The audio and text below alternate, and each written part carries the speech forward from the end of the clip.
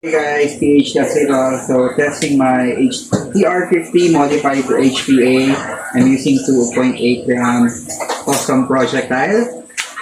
And then 3000 PSI tank, 1000 PSI output, home defense, rear air adapter, 3D printed barrel, and yep, X-Raider chrono. Let's test.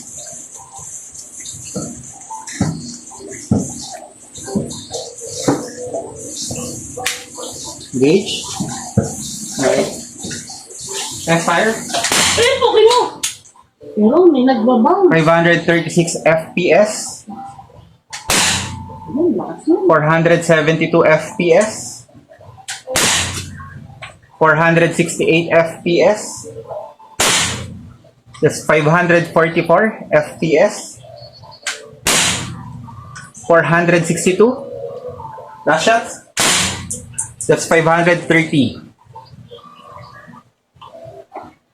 Alright.